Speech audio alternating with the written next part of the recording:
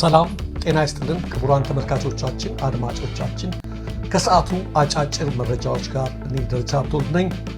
የሰዓቱን መረጃዎች የማቀርብላችሁ በቅድሚያ ዶክተር ዮናስ ዘውዴ ለኤምኤስ ከተናገሯት አንዲት አጭር ነገር ቀንጨብ አድርጌ በማቅረብ ነው።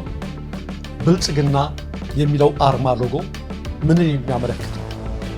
ራሳቸው ዶክተር ዮናስ የፕሮቴስታንት እምነት ተከታይ ናቸው። ምን እንደሆነ ትርጉሙ ባጭሩ እርሳቸው የሚነግሩን ሰምተን ወደ ሌሎች መረጃዎች ነው።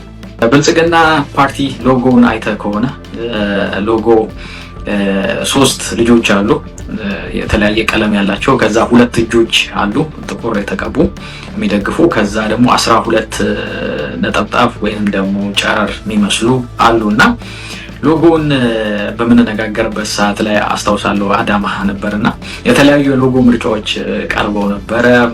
ጤፍ በለው ቡና በለው የተወሰኑ በተለያየ ምክንያት እነሱ እንትን ተጣሉና ዊዝን ፓርቲ ውስጥ ከነበሩ ሰዎች ይነሱ የነበሩትን ነገር አስታወስከኝ። 12ቱ ጨረሮች 12ቱ ሐዋርያቶች ናቸው አይደል እንዴ? እነዚህ ሶስቱ ሰዎች ደግሞ ሶስቱ ስላሴ ማለት ነው። እነዚህ ጥቋቁር ሁለት እጆች ደግሞ እነማን ናቸው የሚል ጥያቄ ተነሳ ማለት ነው። እንደሰማችሁት ነው። እኔ ማብራራት አይጠበቅብኝም። 12 ነጠብጣብ 12 ናቸው። 12 ሐዋርያት ናቸው። ሶስቱ ሰዎች ሶስቱ ስላሴ ናቸው። ሁለቱ ጥቁሮች እጆች ምንድን ናቸው? እሱ ነው ያልተነገረው። አብይ የሚጨፈጭፍባቸው እጆች መሰሉት እነዛ ሁለት ጥቁር እጆች። ለማንኛውም ይሄ ኢትዮጵያ መንግስት ሴኩላር ነው ማለት ነው። ሙስሊም ነው ክርስቲያንም ያለበት ሀገር ነው። ሌላ እምነት የሚከተል ያለበት ሀገር ነው። ሎጎውን በዚህ መልክ የሚተነትን ነው። ሌላው ፕሮስፔሪቲ የሚባለው እንደምታውቁት ኢቭን በፕሮቴስታንቱ ዓለም እንኳ በአብዛኞቹ የተወገዘ ነው። በዚህ ይቺ ምድር ነው ገነት አድርገው ለመስራት ህይወታቸው ሁሉ ነገራቸው ለምድራዊ ሀብት ነው፣ በምድር ላይ ለመበልጸግ ነው። የማዳኑ ስራ የመስቀሉ ስራ እነሱ ሰፈር ውስጥ የለም። ስለዚህ ይሄ ሁሉ ጥፋት እየመጣ ያለው ምን አገባ ልንል እንችል ነበር። ሰው ቢያመልክ ሰው የፈለገውን ማምለክ ይችላል። መንግስት ላይ የተቀመጡት ሰዎች ግን ሀገርን በዚህ እንዘውራለን ሲሉ እንደምታዩት ለኮሪደር ለምን እየተባለ ሰው ደም እያለቀሰ ነው፣ ለማብለጭለጭ እየተባለ ማለት ነው። አካባቢ እነሱም የሚኖሩለት ህይወት የምድራዊ ምቾት ነው። ተመልከቷቸው።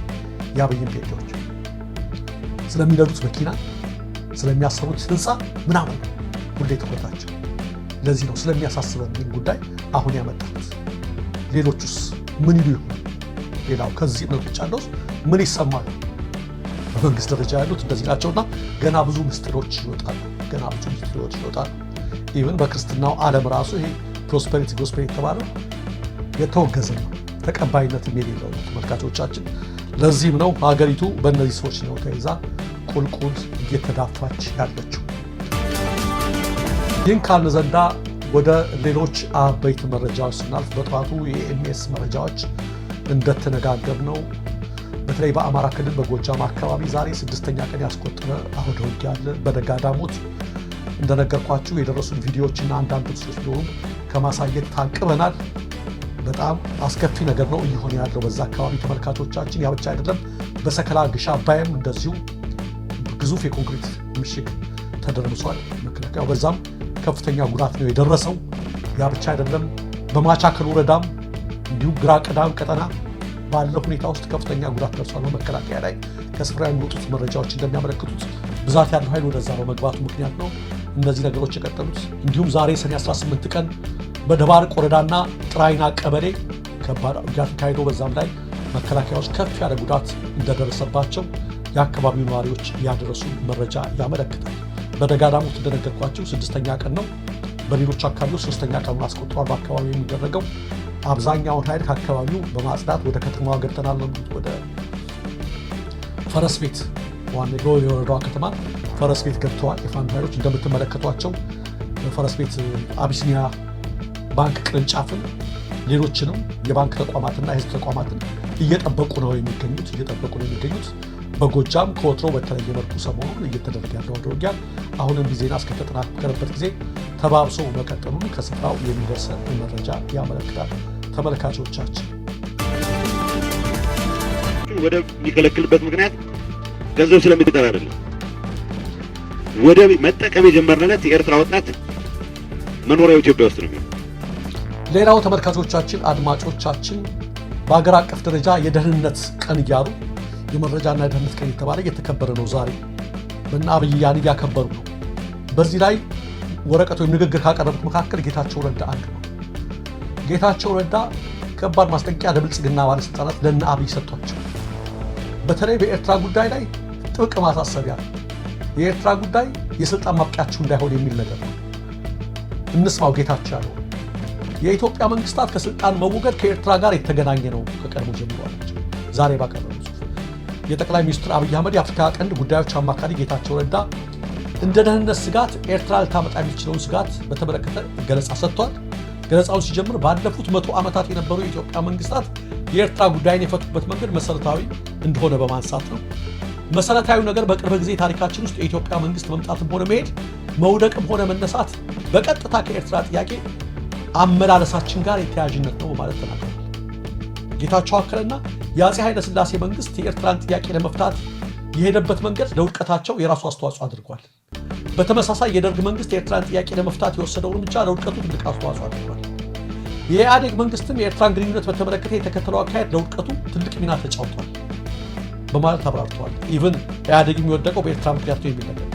አሁንም የኤርትራ ጉዳይ የሚያዝበት መንገድ እጅግ ወሳኝ ነው ብለዋል አቶ ጌታቸው።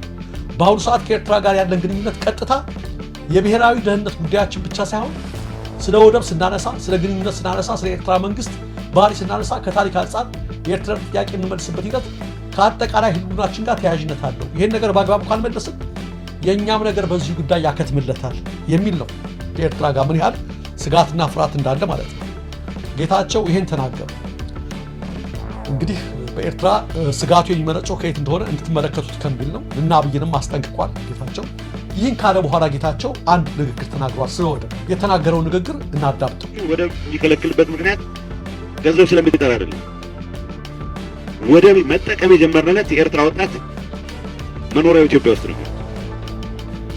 ኢሳያስ ዓላማውን ለማስፈጸም የሚያስችለው እንደፈለገ መቀጥቀጥ የሚያስችለው እንደፈለገ መግዛት የሚያስችለው እድሜው እስከፈቀደለት ድረስ እድል አይኖርም። እንደሰማችሁት ወደብ መጠቀም የጀመርን ቀን ኤርትራ ወጣት መኖሪያው ኢትዮጵያ ነው የሚለው። እኔ ከዚህ ንግግር ላይ ሁለት ፋላሲ ነገር ነው ያለው። አንደኛ ወደብ መጠቀም የጀመርን ጊዜ ነው ያለው። ወደብ እንዳንጠቀም የከለከለን ማን ነው? እንደውም ለወደብ አጠቃቀም ተብሎ መንገዶች እየተሰሩ ነው እየተገነቡ ነው ተብሎ ስንት ነገር ሲደረግ አልነበር እንዴ? በእርቃቸው ማግስት ያ ነገር ለምን ታጠፈ? ኢትዮጵያ ከኤርትራ ወደብ ልትጠቀም የመንገድ ስራ የግንባታ ስራ ምናምን እየተሰራ ነው ተብሎ ነበር።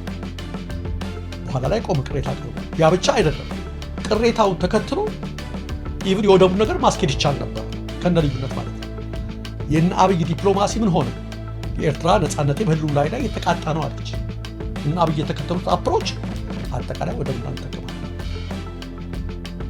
ስለዚህ ወደብ መጠቀም የጀመርን ጊዜ የሚለው ወደብ እንዳንጠቀም ይሁን ነው። የአሰብ ወደብ እንዳንጠቀም ያደረግነው እና አብይ አህመድ በተከተሉት የተሳሳተ ዲፕሎማሲያዊ መንገድ፣ የተሳሳተ የጦረኝነት መንገድ ብቻ ነው። አንዱ ይሄ ነው የጀመርን ቀን ሲባል ማለት ነው። ሁለተኛ ወደብ መጠቀም የጀመርን ጊዜ የኤርትራ ወጣት ኢትዮጵያ መኖር ይጀምራል። በቃ እድገቱ በቃ አድገን በልጽገን። ለምን የኤርትራ ወጣት ጋር ቀድመው ሄዱ አቶ ጌታቸው? በየቀኑ ስንት ሺህ ወጣቶች ከኢትዮጵያ እንደሚወጡ ያውቃል? ስንት ሺህ ወጣቶች በየመን በረሃ እንደሚበሉ፣ በሳውዲ አረቢያ እንደሚበሉ፣ በአፋር ክልል እንደሚሄዱ። የኢትዮጵያ ስደተኞችን መጀመሪያ እናቆማለን ይበሉ እንጂ ወደ መጠቀም ሲጀምር በሉ እንደው ለማለቱ ነው ይሆናል ብዬ አይደለም። ለማለትም የኤርትራ ወጣት ጋር ምን አስኬዶት? መንገድ እያሳበረ የሚወጣውን የትግራይ ወጣት እናድናለን በሉ። የአማራና የኦሮሚያ ወጣት በአፋር ክልል በመቶ ሺዎች ነው የሚወጣው። ቀላል አይደለም። በሳምንት ውስጥ በመቶ ሺዎች እንደ ጉድ እኮ ነው የሚወጣው።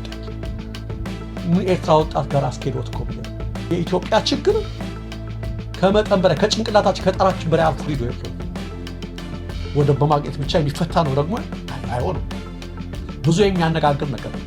ግን እንደ ወደዛ ወደ ኤርትራ ወጣት ሄዶ ስለገረመኝ የኢትዮጵያ ወጣት ሰማዩናስ ምድሩ ምድጃ ሆኖበት በመቶ ሺዎች እየወጣ ነው በሳምንት ውስጥ። የቀረው ታንቆ እየሞተ ነው። ታንቆ ያልሞተው እያበደ ነው። ሌላው ደግሞ በጭንቀት ነው። ስለዚህ ኤርትራ ወጣት ጋር መሄድ አያስፈልግም ለማለት ነው አቶ ጌታቸው ይህን ነገር ለመናገር ይላል።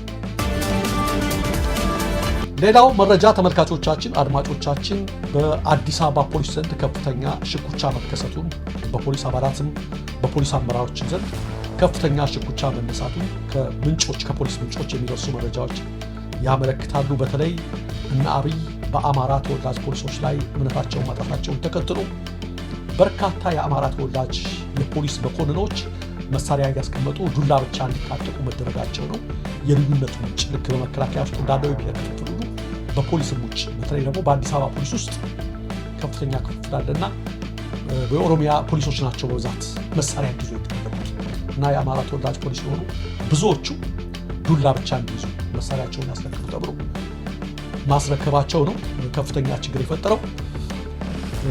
በተለይ ደግሞ ከኦሮሚያ ክልል ብቻ የተመለመሉ የ13ኛ ዙር ተመራቂዎች ልዩ ጥቅማ ጥቅምና ስልጣን ተሰጥቷቸዋል። ለእነሱ ብቻ ለሌሎች አልተሰጠም። ይህም ቁጣ አስነስቷል ነው የሚሉን። የጸጥታ መዋቅሩን በአንድ ወገን የበላይነት የመጠቅለል እቅድ የአምባገነኖች የመጨረሻ ውድቀት ዋዜማ ነው እና አብይም እዛ ላይ እየደረሱ ይመስለናል ሲሉ እነዚሁ የተከፉ የፖሊስ አባላቶች የደረሱን መረጃ ያመለክታል። ስለዚህ በአዲስ አበባ ፖሊስ ውስጥ የብሔር ክፍፍሉ ጎልቷል፣ በጸጥታ መዋቅር ውስጥ፣ በመከላከያ ውስጥ።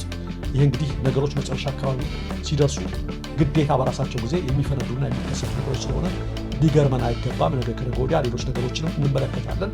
ተመልካቾቻችን፣ አድማጮቻችን የሰዓቱ አጫጭር መረጃዎች እነዚህ ናቸው። ለትክክለኛ ለወቅታዊ ለፈጣን መረጃዎች ለቁም ነገር ዝግጅቶች ፕሬስ የሚከታተሉ ኢትዮጵያ ሀገራችን፣ ምስራቅ አፍሪካችን በሰላም በአንድነት በሞገስ ተነሳለን።